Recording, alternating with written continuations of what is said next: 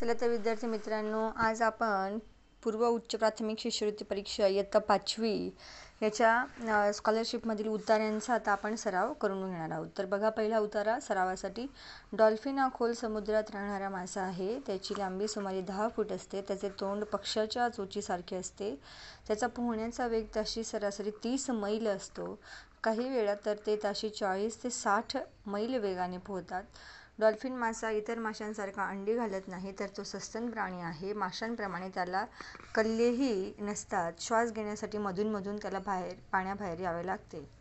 Dolphin विभिन्न प्रकारचे 32 आवाज काढतो. डॉल्फिन माणसासारखा मोठमोठ्याने हसू शकतो, ओरडूही शकतो. शिकारीचा पाठलाग करताना तो गुरगुरतो आणि शिकार पकडल्याच्या आनंदाच्या भरात तो म्याऊ असा आवाज काढतो. शत्रूला घाबरवण्यासाठी तो उच्च स्वरात ओरडतो. डॉल्फिन माशाचे श्रवणेंद्रिय फारच तीक्ष्ण असते. आपल्या दूरच्या प्रवासात हे मासे एकमेकांशी एका विशेष प्रकारच्या ध्वनिलहरीने संपर्क साधतात. तर डॉल्फिन माशाविषयीची थोडक्यात माहिती या उतार्यात दिलेली आहे.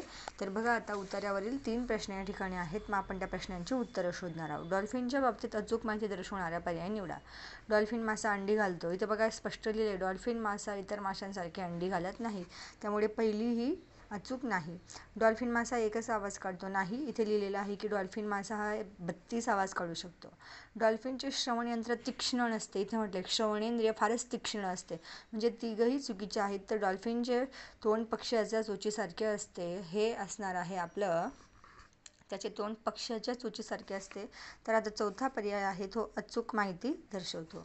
पुढीलपैकी कोणत्या अर्थाचा शब्द उतार्यात आला नाही? मीन म्हणजे मासा, आलेला आहे तो मासा दिलेला या ठिकाणी. पारद म्हणजे शिकार, हा बघा शिकार पडल्याचा आनंद. आता उथ आणि उथळ म्हणजे वरवर असलेला, या ठिकाणी बघा खोल दिलेला आहे. हे उथळ आणि खोल दोघं एकमेकांच्या विरुद्धार्थी शब्द येतात. मग पुढीलपैकी कोणत्या अर्थाचा शब्द उतार्यात आला नाही? विहग म्हणजे पक्ष्याच्या चोचीसारखे असतात, त्यामुळे सगळे समानार्थी शब्द दिलेले. उथळ या अर्थाचा मात्र उतार्यात आलेला नाही. आणि तर तिसरं, डॉल्फिनला सारखे पाण्याबाहेर का यावे लागते? शत्रूला घाबरवण्यासाठी नाही. कशासाठी लिहिलंय आपण? हे बघा, डॉल्फिन इथे बघा, इथे कुठेतरी वाचलं ना आपण ते, की श्वास घेण्यासाठी मधून त्याला पाण्याबाहेर यावे लागते. मग हे बघा, शत्रूला घाबरवण्यासाठी नाही, एकमेकांशी संपर्क साधण्यासाठी, माणसांना भेटण्यासाठी, श्वास घेण्यासाठी. दॅट मीन्स तिसरा पर्याय.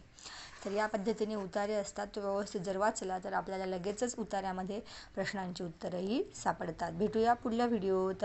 विद्यार्थी मित्रांनो, आता इयत्ता 5वीचे देखील आपण नवोदयचे असतील, स्कॉलरशिपचे असतील ते व्हिडिओज बनवणार आहोत. जर तुम्हाला समजत असेल, आवडत असेल तर चॅनलला लाईक, शेअर आणि सबस्क्राईब केल्याशिवाय राहू नका. भेटूया पुढल्या व्हिडिओत. Bye bye.